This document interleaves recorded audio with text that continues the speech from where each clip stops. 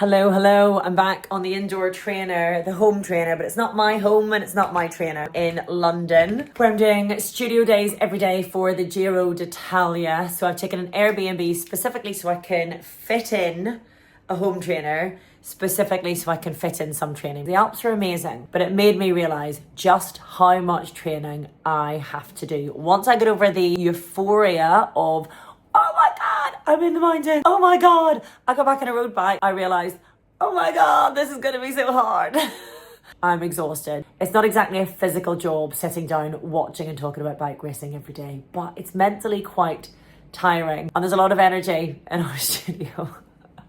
I'm really sleepy, and even though the sun is shining, I actually want to go to bed. I'm going to commit. I'm going to do this.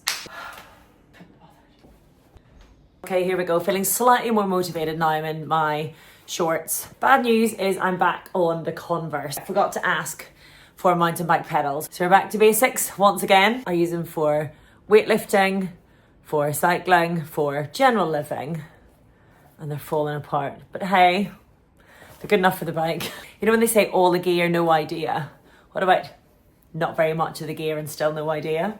But this is genuinely hard for me at this time of day. I'm not an evening person. Whenever I started going on the indoor trainer, it was nerve-wracking. So that's exciting. It's something new, it's something fresh. And I was building up to getting back on the road, and now I've done that. And that was terrifying and exhilarating and beautiful. And now I'm in a one-bedroom Airbnb with a home trainer that isn't mine, in the middle of my working days, having to do 2 sessions at a time just to make a little bit of progress. So it's hard to get motivated, but that's what it is. Just getting through and being all right with being a little bit bored. Excuse me, by the way, I haven't bothered to wash my face. So I got my makeup on from TV. I know my pores will not thank me, but I can't be bothered. If anyone has any tips on dealing with a boredom or getting through the mental block, hit me up. Put on my shoes, I put on my kit, and I start to move before I question it. Once I'm moving, then I can question whether I want to do it or not, because by then it's kind of too late. I'm already doing it, so I might as well finish it. So that's my strategy. Don't think, just do. If anyone has any others, they'd be most welcome. Thank you very much. Look at that. I got my bottle this time. Oh. Okay, let's go. Here's one good thing though, right? I did an effort on Zwift last night, and it automatically raised my FTP for me. So I am getting fitter, marginally so, and still within the range that had me laughed at by the former professional rider. But that's okay, because it's a little bit higher than it was before. That's quite disconcerting. That's a bit of my shorts. It looks like it's just my belly. I mean, I'm white, but I'm not quite that white. What I'm trying to do right now is I am trying to get used to a higher cadence, because I've got strong legs and I'm more of like a strength person these days than cardio and heart and lungs. The faster I spin, apparently the more I'm using my heart and my lungs, the less I will be using the power of my legs. So I'm going to try to learn to spin a bit faster so that I still have reserve in my legs. Is that what I'm doing? Does that make sense? See, this is my problem. 40 minutes. I've done 3 minutes and I'm bored already. Help! This is the question now that I've begun to ask myself, whether it's going to be doable to train for an Alpine climb, a really hard Alpine ride, mostly on the indoor trainer or in a flat country. I will not ride another mountain until I take on the Étape. And I don't know if that's mad. It will be in the height of summer. I'm Irish. I don't do heat. So while everyone has been advising me to get fans for riding indoors, I'm actually going to do the opposite. I've cranked up the heat in the apartment. Currently, I think it's 32 degrees, making it as hot as possible so that I can get used to a version of heat. So I've got to adapt lots of different tricks into my training to see if this is going to be doable. I tell you what I have realised from sitting on different saddles now. I've got a really comfy one at home. This sounds really obvious, but the padding on your shorts matters.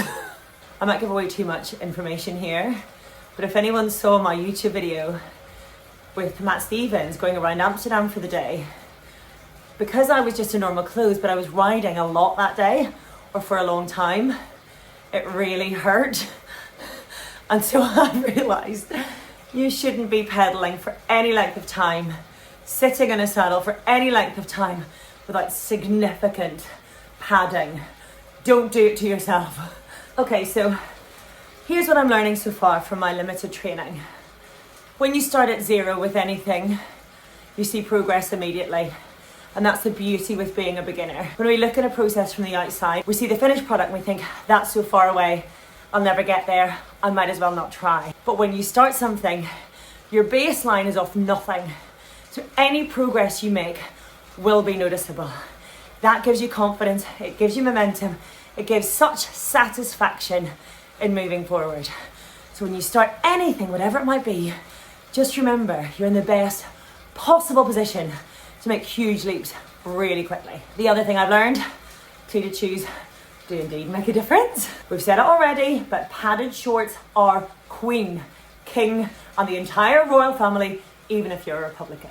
And I would say consistency is key. The more I do this, the less I question it. The more I jump on the bike as something I simply do, the less I have to think about it. The more I take the thinking out of it, the more natural it all becomes. So if you want something to become a part of who you are, what you do, make it your habit. Stop thinking about it, stop questioning it, just do it. And they are my little life lessons from the indoor trainer. I'm 10 minutes in, 30 to go, so I better get spinning. So I've got a minute of warm down to go. As you can probably see, the screen's got a little bit steamy. Definitely should have washed off my makeup, it's like a sauna. One other thing that I have realised that I had to add to my list of things I've learned from riding on the indoor trainer. We don't do these things for fun. That's a harsh realisation for me. I genuinely prioritise fun in my life. And this isn't always a lot of fun. It's discipline, it's commitment. Like, I'm not motivated to do this, but we do the hard things so that we are the person who does hard things. I do the challenge so that I know fundamentally in my core, I'm the person who can do a challenge. So it's not fun, it's something else. It's probably a lot more important. It's a lot more meaningful and it speaks to your core an awful lot more. You do the hard thing so that you're the person who does hard things. That's it. It doesn't have to be fun. And actually, a lot of the time it's really not. But I'm enjoying the fitness. I am enjoying the discipline, which is hard when you're a mum of two and your life and your discipline and your routine is governed by other people or governed by work schedules. I've just remembered or realised, or both, on the bike today that this isn't fun. And that's okay, because actually I'm not doing it for the fun. I'm doing it to do it, which is lucky because that wasn't very much fun. Oi, oi, oi. If in doubt, just get out. If in doubt, just get out. There you go. That's my motto. That's my self-talk. That's my motivation. If in doubt, just get out, which doesn't make sense when I'm training on a home trainer. If in doubt, just get out of your head and get going. Is there a better way to rhyme that? If in doubt, just get out of your head and move instead. There you go. You're welcome.